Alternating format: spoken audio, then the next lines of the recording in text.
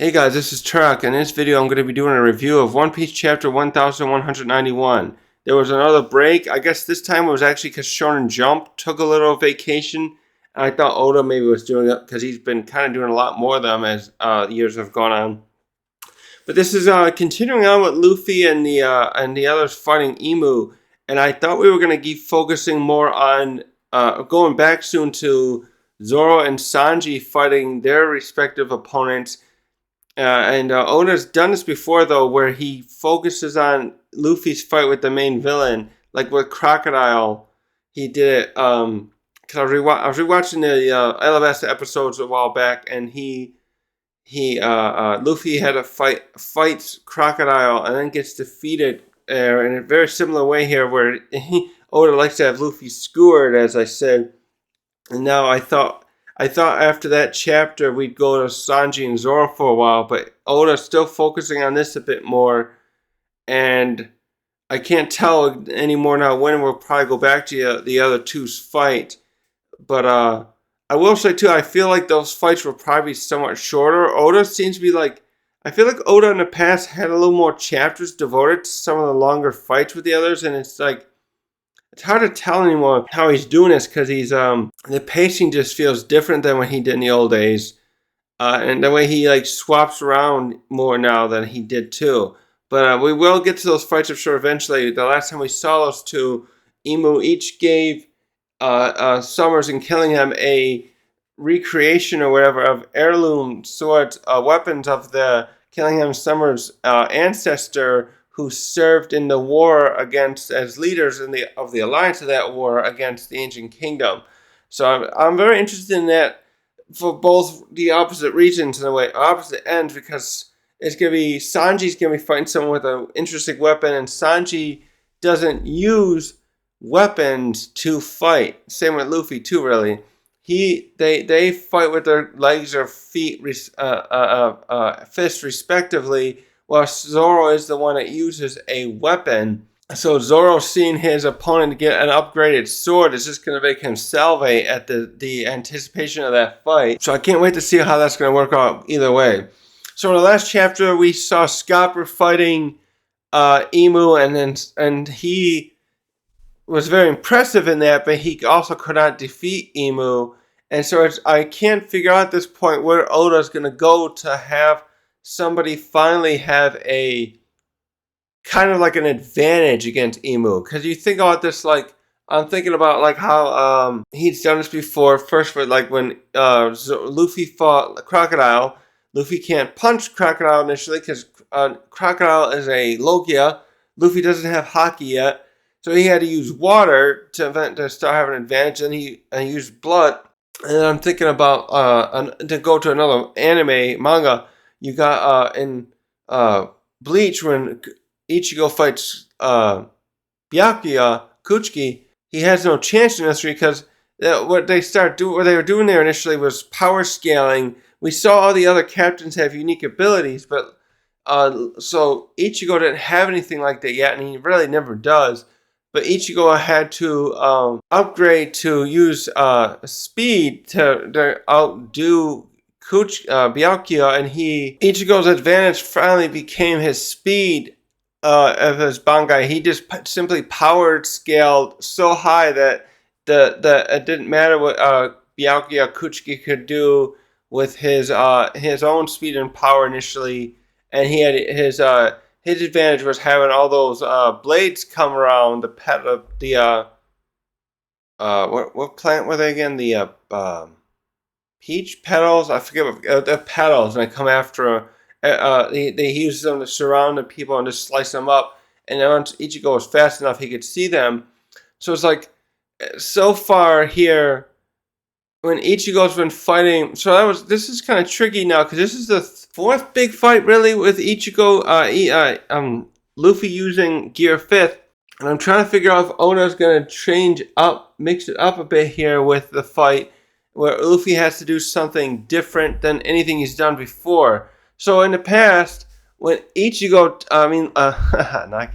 Luffy has had to basically starting with like what Lucci, you see where Ichigo technically overpowers his foes And so like with Lucci, they both power scale enough, and they start wearing each other down. And the same thing with Doflamingo. Doflamingo did have a unique ability. He could use the strings and stuff to control you, and Luffy had to. But Luffy couldn't beat him even in Gear 2nd, and he had to use Gear 4th Bounce Man to overpower Doflamingo. And then when he gets to the same thing with Katakuri, he uses speed to beat him. But with Gear 5th, when he funk Kaido also is just a very overpowering physical specimen, similar to Lucci. And it's like Luffy just had to, Luffy's Gear 5th powers didn't really help him that much. But they kind of did when he has the rematch with Lucci. But also at the same time, he's using such wacky stuff that really did throw Lucci off guard. But he's tried a couple things like that so far here, and it did not help him. But then when Scopper steps in, but Scopper also is not in his peak anymore. It would be interesting to see how Scopper would have, if he would have done better if he was 25 years younger or so. When like your peak period that you could scale it with One Piece standards. And so I don't know where Oda's going to go here, because I don't know if Loki can still beat him either, because Loki has been trying. Loki is a very peak young man in physical stamina and strength, but then also I'm wondering if he doesn't seem to have enough hockey, like I was saying before, if that's holding him back. So it's like, is it really going to come down to like Luffy or Loki using that sword that's there? It would have to be Luffy, I guess, because the sword's huge, and Luffy can giganticize himself. So I don't know where Oda's going to go with this ending of this fight, where they defeat Imu. And again, I don't think that means they'll kill him. I have a feeling when Imu returns, and he's going to be recovering probably in Marijois, that's going to probably be when the Revolutionary Army or Blackbeard's going to be making their move, and he's going to be too weak to fight them off. But I wonder if he even is considering that. You can kind of see, he even says here like he's been underestimating people, and I feel like that's going to be his main downfall. He's been letting these groups have been growing so powerful. All right, so let's get into this now. Yeah, I've been yapping way too much. Actually, one last thing too I was bringing up. What I really like here is I'm noticing a very interesting trend here. I was thinking about how Imu reminds me of I was rereading those books by Rick Riordan, The Heroes of Olympus, which focus on Greek and Roman mythology and the idea that these demigods still exist. And I've just been realizing, too, how Imu reminds me of the Romans in that version. So when you start reading those books, you start with Percy Jackson, who is a Greek demigod. He ends up in a camp where the others like himself are protected from monsters and stuff like that. And then you find out later there's also a Roman camp when the Romans conquer the Greeks and the rest of the Mediterranean world, the gods transition to they transition to whoever praised them the most and stuff like that. And Imu just reminds me of this mentality there, where the Romans are like thinking, oh, we always suspected those Greeks were still around, and they're going to come back and subjugate us. And it's like, defeat us and get revenge. And it feels like the same way here, and I just can't get over, like, how does Imu not expect this to happen sooner? Why did he not see this coming? It's a fallacy. He is noticing himself, like accepting, like, oh, I've messed up here. It's like, well, okay, Imu. It just sounds like the same thing. Like, okay, why is it? This proves to me too why it's like always. It's not a good idea to take over other people if you're worried they're gonna come back and crush you. Like, why? This just should show you. I feel like what Oda's saying here too is the same thing. He kind of did it with. I think he did it with like Wano too. He's like trying to point out where like there's the people who free themselves, saying we will not make these mistakes of trying to treat people so poorly, because it always bites us in the ass. And I feel like Imu just doesn't get that here, especially the same with Orochi. So the thing here is like he reminds me of Orochi, but we don't know why he's like this.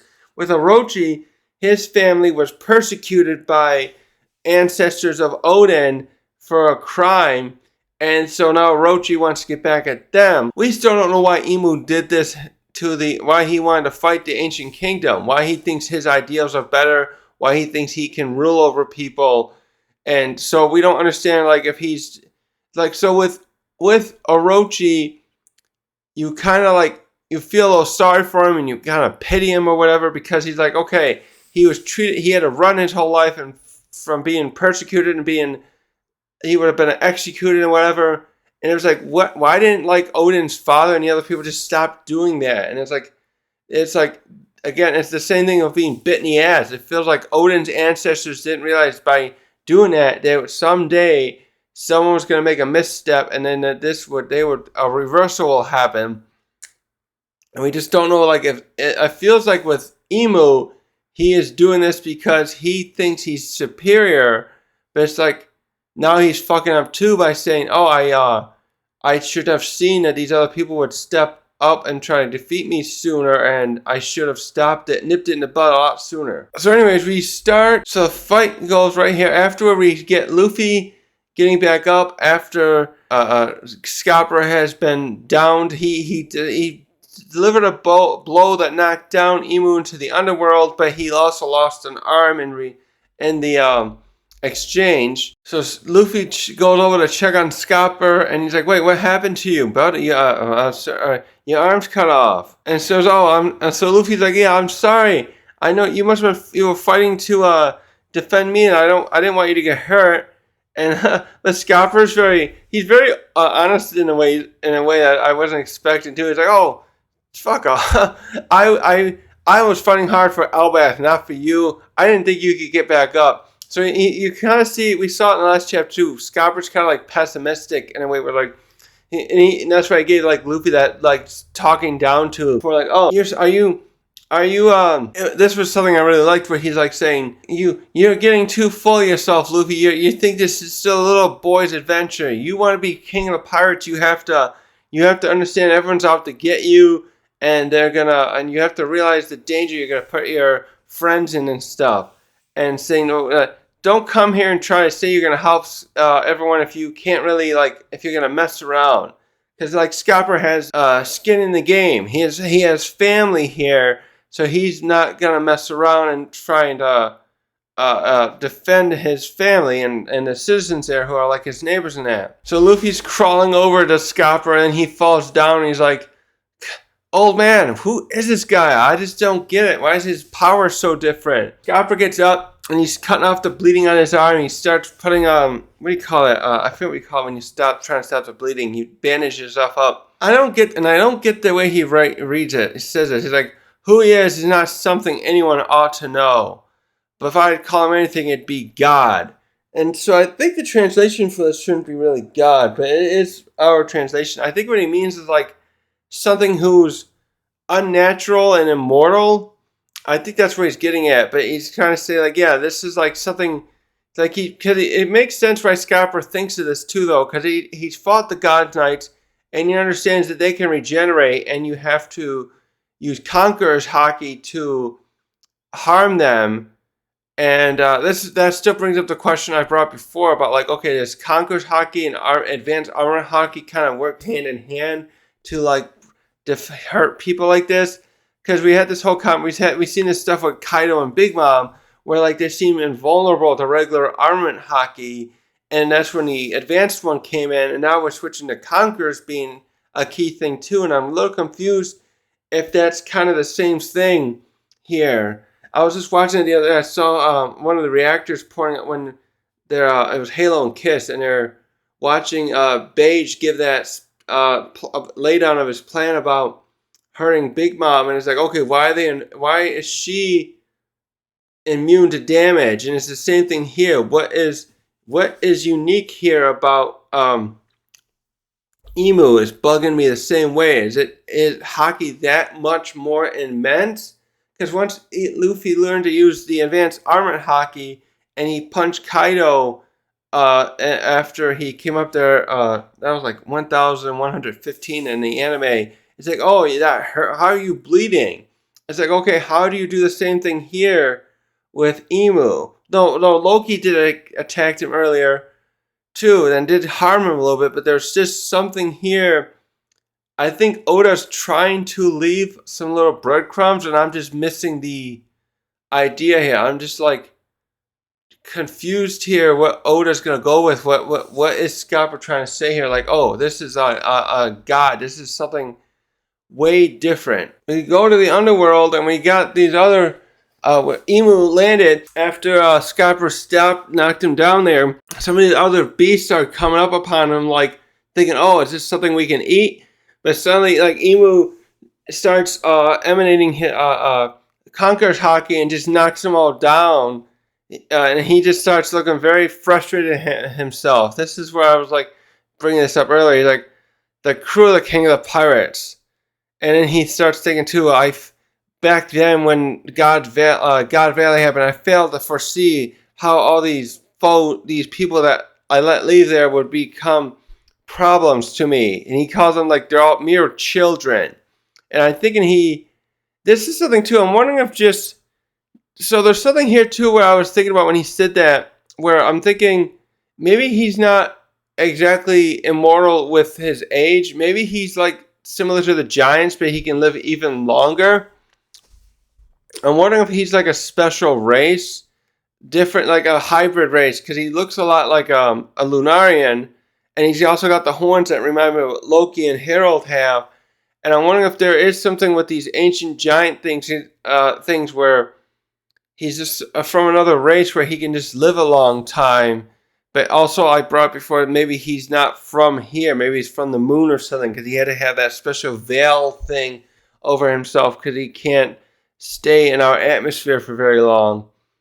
Because that was very interesting with the giants too. Usually, like, you have like immortal things. You think of like vampires and stuff like that. But it's interesting. And then the giants have always been so interesting to me, because you think about in the real world something that's bigger. Like, you think of dogs and stuff, especially. Usually when something's bigger, they don't live very long. Like, you got Mastiffs and Great Danes and dog breeds. They got like 7 to 10 years max. And so it was always so fascinating that Oda went the other way with giants here, where, they're like 10 times the size of us on average, and but they don't live shorter lives. They live, like, their lives are on average like 3 or 4 times longer than ours. And I'm wondering if this Emu is like a just balance of that, where like he's a lot bigger too than humans, but not as big as giants. He's more like, he's probably in the range of like Kaido or Whitebeard, but he's some other race and he can live a lot longer. So anyways, yeah, he's like saying, "Oh, I should have I did not foresee this problem these people present. I've really messed up here." I want to point out, I want you to look here too at his look, because he's going to change here in a minute. I realize how part of it, the main change was how his hair is. I like what he does here. So right here, yeah, he transforms. So here it transforms, and he's like, "I should have eliminated all of it along with rocks on that day." So we see his hand regular, and then he starts turning more demonic. And right here we get a weird silhouette. And this is the main part. Now you really see his horns just come out even bigger and bustier, kind of. And now you can see both his eyes. I think this is the first time you see it like that. Every time we've seen him, we saw a lot of good shots with him in the last 10 chapters or so. No, maybe 15.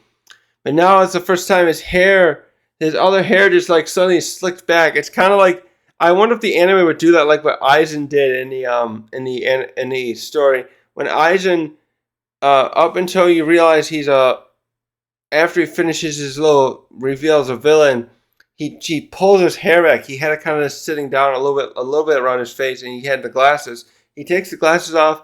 He slicks his hair back, and you get the full change of his look. This feels like he might have done that too, even though Oda didn't show it, because he had the hair covering his left side of his face. Right, I think it was his left side. Let me see here. Yeah, right here. Yeah, it's the left side of his face. It was covering there, and now it's just suddenly like he would have had to move it because it's sitting right there, because his horn grew out. His horns grew out more, but the hair would have still been there. So he changes that, and suddenly he's like, this is full on. It looks like the Dark Lord or whatever he's called. The character Tim Curry plays in Legend. It's one of my favorite movies too. I got to rewatch it again soon. He has that look at this. If they ever do get this far in the live action, you just know they're gonna have to like imitate the prosthetics they used in that movie. That's 40 years ago now. That movie came out, and just know they'd have to use something like that to make it look really effective. I hope they would do that in some instances at least, because I imagine they could do like some CGI stuff, kind of like they do with I'm thinking like Bill Nighy when he played Davy Jones in Pirates of the Caribbean. They just had him in a suit, the skin tight thing with all the little things and then the things on his face too to like get his face mannerisms and stuff, but then it's full CGI. But it was really good CGI. I saw a video the other day about that too, where it's like, oh, this is probably where CGI really peaked, and I agree. They really did good in capturing, keeping a lot of Bill Nighy's like face mannerisms, like when he turns and scowls and stuff like that. They kept that and they animated it into the squid face thing he had in that movie. But yeah, so he's transforming now. He's like, so this is interesting too though, because Scopper did like lose an arm, but you can see he was really the only one so far to really like drive him back into a wall.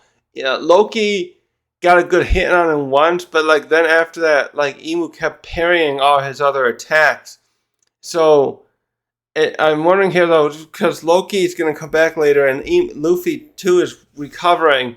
I'm wondering if they're like, even though Imu's hair is powering up, they're gonna like once they can figure out his attacks and how to fight him, they're gonna like be able to like not. Again, I don't think they're going to be able to do as well as Scopper did, but they're going to figure out enough of his moves that they can fight him better, even though he's going to be up in his game too. So we go briefly to the Owl Library here, and this is the most like tease Oda's done in a while. It's really pissing me off because I'm just wondering if this has anything to do with something that's going to help Luffy and the others. But now Chopper has joined up with Robin and Saul in the library, and they first update. I'm like, okay, yeah, the books here are okay. Oh wait, is this supposed to be that area where Lilith and Bonnie were? Maybe, but they're saying, okay, the books are okay. We brought you here because we need your help with something else, and Saul says like, here's the thing, Chopper. Bilbo here is trying to tell us something. No, Biblo. Bilbo. I'm thinking of Will of the Rings. Because the little name change is just close enough. Letterings. Like, we need you to talk to Biblo. This is very weird. He's saying something to us. We don't understand him. This is the most he's ever talked, even as well, he says. Saul says, like, well, this is weird. Like, first of all, we don't know what this place was. He said to Robin, like, I didn't even know this room existed in the library. And somehow Biblo transported all the books, and now he's trying to tell us something. And like, can you tell us what he's trying to say? And so it ends that scene with the owl saying something and repeating whatever he's been saying. And Chopper's like, what? You mean what? And that's it. That's all we get here. Like, God damn it. What is he saying? I'm hoping it's something about like, I'm thinking it'll be something about like what to do to fight, or lead to what to do to defeat Imu. But it's something else because the thing is too, they've kind of hinted at Biblo being there a long time. And we know like the same thing with Zunisha, like, oh, these are entities, living beings that have been around a long time. Even the giants pale in comparison to that. And it's like, what do they know? So so far with Zunisha, and the same thing with Emmett the robot. We know they were around a long time, that they knew Joy Boy. So like, is Biblo going to be the one now where he says something that points out to something, how to beat back Imu? So we get the full view of the transformation that Imu has gone through here, and it's just I love this too. This is one thing I like Oda. He's like really like taking on all like pretty much all the best aspects of learning from like stuff like Toriyama and others, where he like does this. He's creating really good storytelling while creating all the similar, almost like tropes of Japanese manga storytelling with like this whole like, oh, this isn't my final form, and I can always become more powerful here. It's really going full Frieza here with him. So we get all the ominous hockey and stuff. It looks like it even knocks down Scopper and Luffy here. He just punches back through from the underworld, and so he comes back and saying. So also, I don't remember if they actually showed the destruction of it, but he had the Chinese battle axe in the last thing he was using with this sword, the Hanabame, when he was fighting Scopper, and the sword, so he's just using Hamababe, and the axe is gone, and Imu comes out saying, that was very impressive of you, Scopper, to escape the wrath of Hanababe at the cost of only one arm. So Scopper says, like, oh, I couldn't let you off free after an attack like that. Scopper said, oh, I'd give you a round of applause for surviving my attack. That's what he's saying. Because he used the gate of God or something like that. Was that his attack? I forget. He had an attack that knocked Imu down, but he wasn't damaged. All it did was to break his axe. But he says, I'll give you a round of applause, but as you can see, I lost an arm now. And Imu was like, so Imu really does look more scary. He almost looks like he does not look himself. Him having his hair back now is the thing that bugs me the most. If he still had that hair over like that, it would still feel like he'd look the same. I'm always impressed with like what one can do with their hair, both, and you see this with people in real life. If they cut their hair a certain way and they have it different, like if you look at my videos from like a year and a half ago or more, I had my hair longer. I was trying it out that way again, but I just like the less maintenance. But I feel like with him, he looks more intimidating mostly because his hair's all back where he had the part over his left face before, more than a horn. But also you can see here, he looks like he's got two sets of horns now. Something else is grown out here, while these guys, the ones that were in the front, enlarged. And and Imu says, okay, well, after this next attack, I will make sure you will not survive. Scopper says to Luffy, get your people, your crew, and get out of Elbaf right now, Straw Hat. So Luffy's still trying to get up and recover, and he's still like just crawling around. And now his pride's on the line too, and he's like saying, you know I'm not going to leave like this now. I can't leave things without settling them. So like, and then Scopper, he stood up easily now, even with his arm locked. He tied it off. He's got his one axe still in his hand, and so he's just preparing to like go down fighting and say like he wants to like slow Imu down before he like wins, and he's basically preparing to die. And then he says to Luffy here, "You're a dead man walking. Get out of here. You're useless piece. You're just useless now." Not a piece of shit. He's just like saying you can't help like this until you recover. Like you're still not up for this kind of fight. He's still going over that kind of stuff, and I think he's kind of right. It's like really like Luffy has like, this is something that's always bugged me too. Like, did Luffy? We always saw Zoro training a lot, especially in the pre-time skip. Does Luffy really like train when he's on when he was on the Mary and then the Sunny? We saw how him and Ace were working together, and when Sabo was with them too, how much he trained with them, and when for years he spent preparing himself when he was gonna leave Fuchsia Village and the Gold Kingdom and set sail. He was training with there.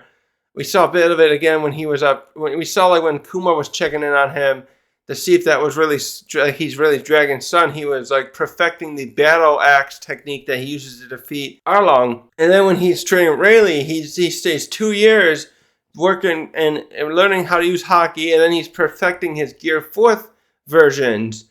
But when he's on the Mary and the Sunny, I never really see him like exercising, practicing and stuff like that. And so when he got this form too, it's like, did he even try to get it better? Or did he get overconfident? That's kind of feels like where the story's going, is like how overconfident Luffy gets, and he doesn't really like do a lot of training. Maybe he does some body exercises like push-ups and stuff, but not the way Zoro does. I don't know if they ever show much of that with Sanji either.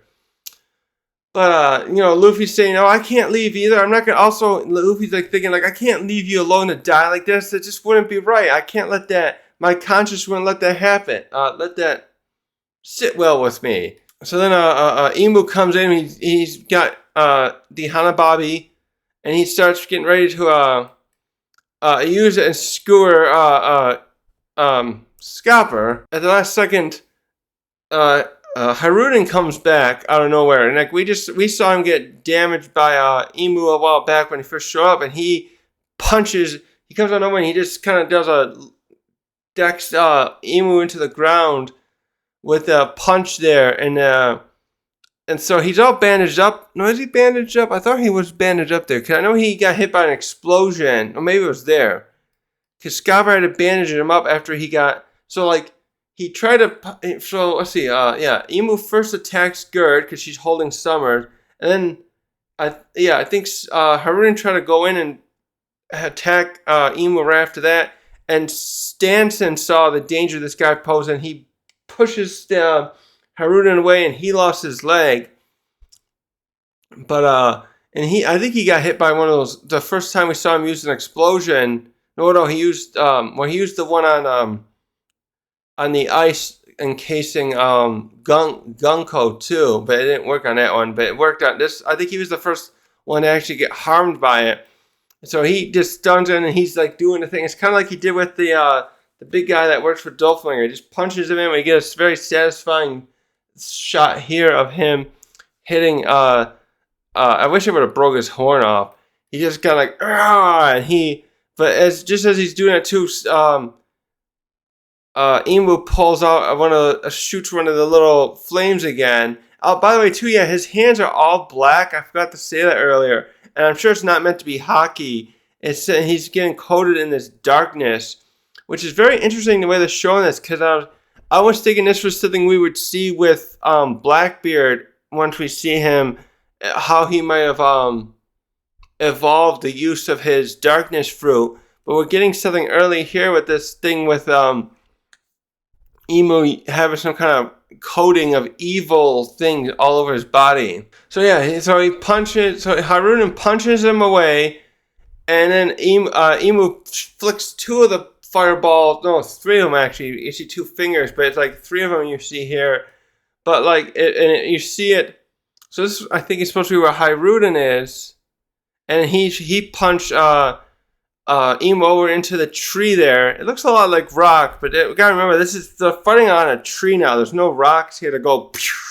They're probably gonna have to have some of those sound effects, but it's a tree there he's punching it into, and there's the fireballs here, but Imu is all blooded up. So that's the one thing. Every time Imu does get attacked, I notice the main thing here is it's always when he gets caught off guard. He's got hit like 3 or 4 times here now. See, Loki got one hit in, Luffy got a hit in, and I think Scopper, at least 3 times.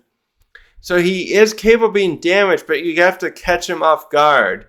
And this is very typical trope too in anime and stuff where you see a character get hit like that. But it's like, so far it really does seem like you have to perhaps gang up on Imu to keep him from winning. Because if you catch him off guard, he can get hurt. And he doesn't. I wonder if he doesn't know how to use hockey right. I was bringing this up with Loki earlier, and Loki was relying on the durability of Ragnar, which was very impressive. That's one thing too. I don't think Ragnar was damaged at all by any of Imu's techniques. So Ragnar, the weapon part of him seems like very immune to damage, but it's like you gotta just be strong enough to use your own hockey, which is why I was suspecting that maybe Loki doesn't know how to use hockey. But we see that we go back to Haruden here, and we see he had a shield with him, and he blocked the attacks this time, and he confidently says, "Oh, you'll never get me with that one again." So then he goes to check in on Scopper, and good on him too, by the way, like saying like, "Oh, he came prepared this time." After he saw what Imu did last time we flicks the thingies, he's like, oh, I came prepared this time. And he goes on the Scopper like, oh, how can this be? He took off your arm. And Scopper's just like, thanks for helping me, Hiruden, but we can't, there's no way we can beat him. You have to just help. Well, I'm going to hold him off. You help get Straw Hat Luffy out of here. And then Hiruden looks over to Luffy like, oh, there he is, Straw Hat. What's wrong with him? And Luffy's like rolling over. He's still like in pain and stuff. He's like, stay out of this, Hiruden. Don't listen to him. I'm not running away. And then Hiruden, so Scopper's like, listen to me, boy. Try and listen to someone once in your life. You can't win this, especially with your injuries like that. But this is where something very interesting starts happening, but it kind of makes sense to me. And I know other people are making videos about this, and I can't wait to see what they say. So Luffy's like, don't worry about it. I'm healing my wounds right now. And this is where you can kind of tell Scopper doesn't fully understand Luffy's abilities either. And so Scopper's like, what are you talking about? How can you just heal your wounds right away? And Luffy just says, I started this fight in a full stomach. I can do this. And Scopper's like, that doesn't make any sense. You can't keep fighting. It's clear as day how injured you are. You need time to rest. But this is basically what we saw him do up to ante though, when in I think it was Big Mom's arc, the Totland, he lost some teeth, and then him and Brook both drink milk, and his teeth just grow back in seconds.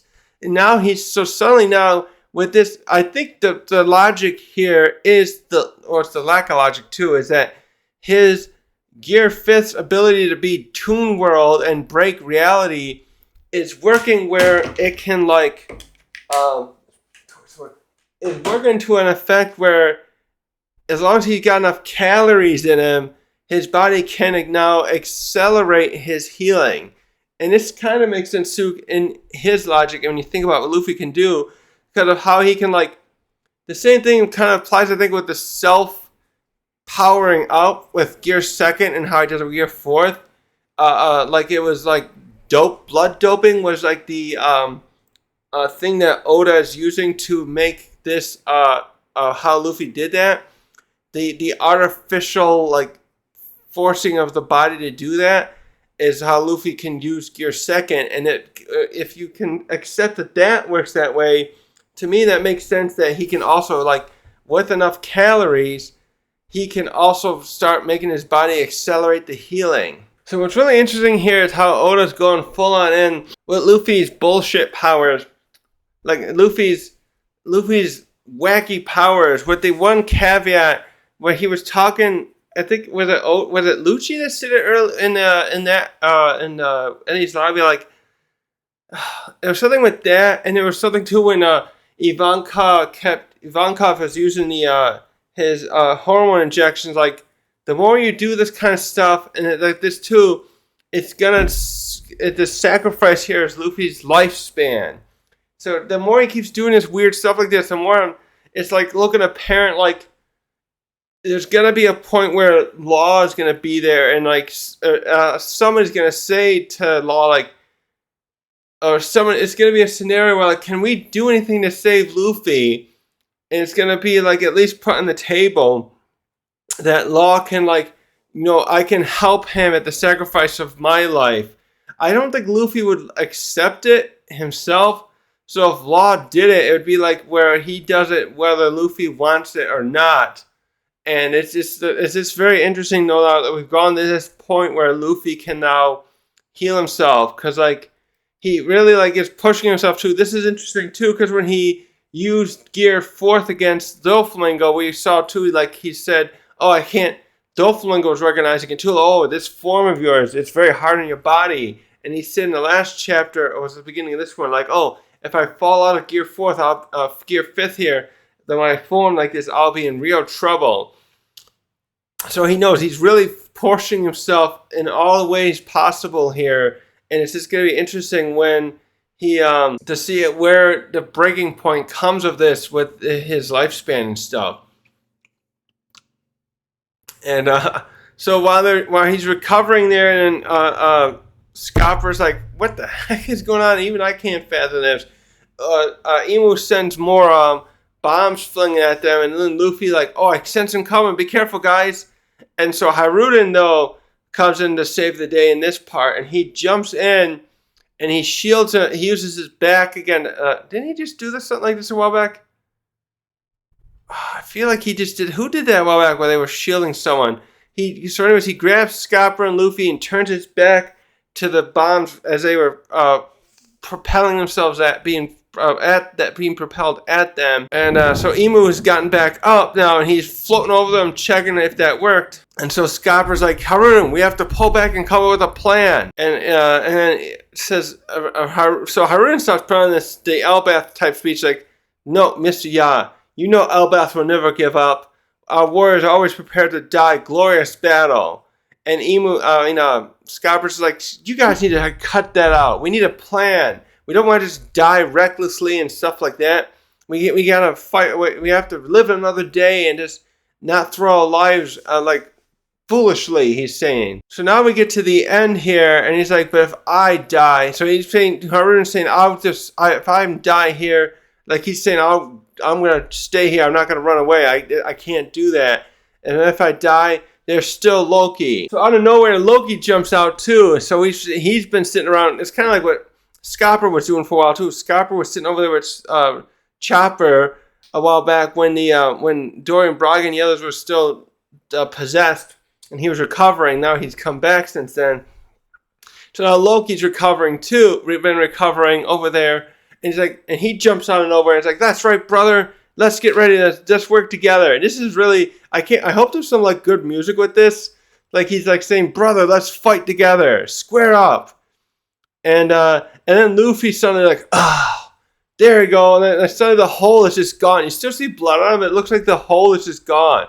Like Jesus, I just feel like I imagine like Majin Buu. There was a scene where Dodoria, I forget his name, not Dodoria, he's that demon king that was working for Babidi, and he stabs Boo, and you think he's dead, but then he just holds up like that, and you heal up like that, and you realize, oh my god, this thing's like Cell, but worse, and it's like the same thing here, where like, I wonder how they'll show that healing right there.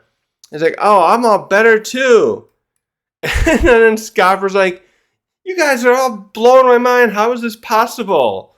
But and that is like actually applicable here too with Loki, because Loki got hit somewhere around here a while back by the spear thing, or the fire spear that he Imu produced out of his initial Bicento weapon.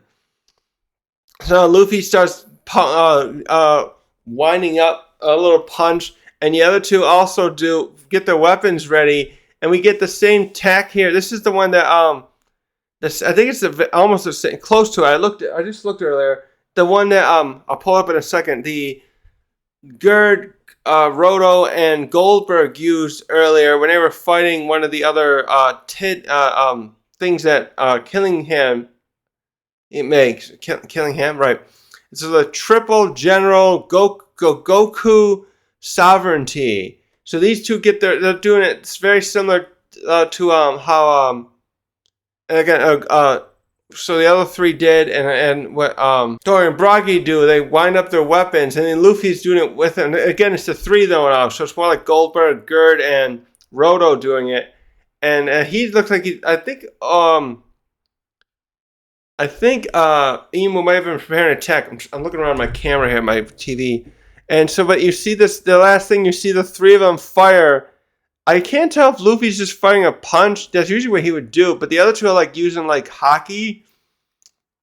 So it looks more like what the Giants were doing. But Luffy's thing right here, Shu, is drawn in a similar way where it's firing something else. And you see it all just go right toward Imu. But it just ends right there. Yeah, and I'll show you now here. Where is it? It's, this one. So it's right here. Oh yeah, they're fighting it was the Luffy Sleep Tid here. And you first saw Goldberg and Gerd get their weapons out. The Double General And then Roto had come in, yeah, at the end there. No, maybe it was was that the one for the look like the mother? No, it was the Nika one that was attacking some of the parents right here, and then Goldberg and Goldberg and Roto get the weapons out at the end of this chapter, and they use the Goku sovereignty. I think is that to do with the number? Because I say triple general, but I think Dorian Brock uses the Ikaku sovereignty, and then we also had the similar one too. That there's a similar one where Big Mom and Kaido use it as well, something like that. So Oda really likes doing that too. He's doing a lot of these, like the last few years, these big ki blast attacks like that. But now the question is, did this one even work on Imu? So, but now that they're all, so the next chapter, I bet it's not gonna like have done a lot. Like you don't see any blood on him anymore here. But like, who's gonna like? I just don't know what I'm trying to think. What Oda's gonna do here to Well, no, there was no blood there. But wasn't there blood? Oh yeah, because there was blood in his face there when he got knocked down by Scopper. But then when he transformed, the blood's gone too. I'm just wondering where will Oda go next now with this? Because now I think partially what he's gonna do here is there's gonna be a point here probably where everyone has like the Haruden. Among Haruden, Luffy, and Loki, they're like, okay, we kind of got the grasp of his attacks. We have to find a way to distract him and tag team him or whatever to get in a final blow. I bet what Oda would do is I bet Loki's gonna get the final blow. He's gonna like literally, I bet, bring the hammer down, Ragnar on top of him and smash him like right into the branch, the floor of the branch there.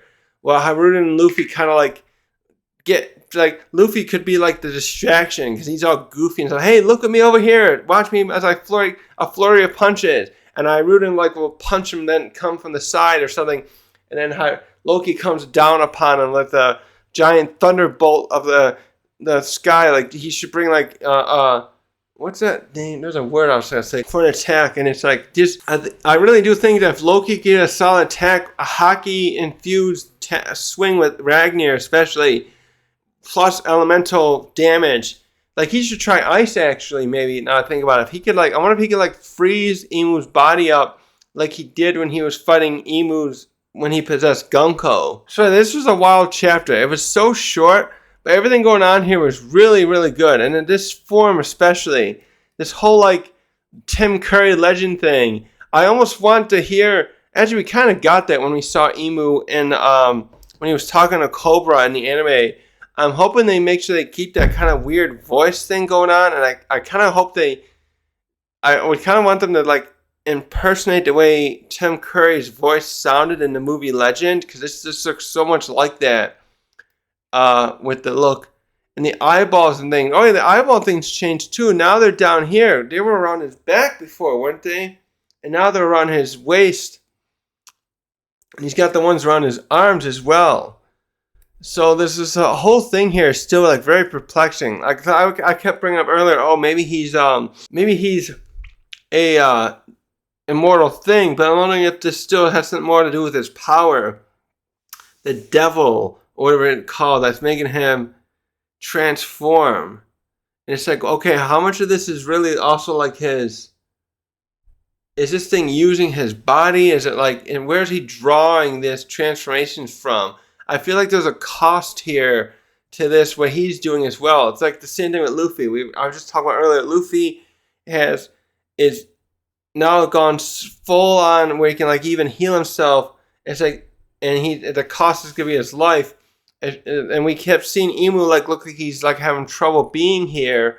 What's the cost of him doing this? Like, well, I'm starting to think too, when maybe he will actually die at some point. And his power, this power, whatever it is, will find a new user to go somewhere else. Maybe Blackbeard will become the user, because maybe this isn't like a devil fruit. And what if like Blackbeard gains this power afterward because it wants to have a host that also the thing that's bothering me is I feel like the power of this, whatever this power is, might be the reason he has such desires and goals, and it might look for someone that aligns with that, and it wants someone who likes to rule and subjugate others. Like maybe because we have this hint too that Imu might have been friends with Joy Boy. So maybe Imu used to be more about that kind of freedom and stuff, but once he developed this power, it changed his mentality. It kind of reminds me of like Anakin Skywalker in Star Wars. You know, he used to be part of the Jedi and stuff, but once he started focusing on a goal of like protecting his wife and feeling like they're giving him pushback from the Jedi, he starts slowly seeping into like desiring the power of the dark side until it took over his mentality, where he just like didn't align with their views anymore. And it just something about this makes me think Imu is doing along the same stuff with that. So anyways, I don't know if there's a break next week. Did they say? I don't think they did. So hopefully we'll see this next chapter. I don't know what Harun's going to do, because I'm glad Harun's here. I'm always glad to see Harun, because he's a character ever since we started learning he should be like the legitimate heir to the kingdom and stuff and all this backstory. I just didn't know if he was going to be a viable help in this show, in this start of story, because he got defeated by Luffy really easily just a few months ago in the story timeline, or less than that. Luffy knocked him out with a Gear 2nd jet pistol hockey punch. And I was thinking, okay, he can't be that powerful, but now like it feels like he's gone down the road. Oda's gone on the same story route he did with Crocodile too earlier. Where Crocodile got defeated by Luffy in Alabasta, but then when he showed up and he's helping in the in Impel Down and Marineford, he had like a power up. He's doing toe to toe with Doflamingo and everyone else, and doing quite well. And I feel like Oda's doing the same thing with Haruden here. So I would like to see him get some more moments here where we feel like he really like is not just there to be there, but he like had a substantial power up recently. Anyways, that's all I got. Thanks for watching.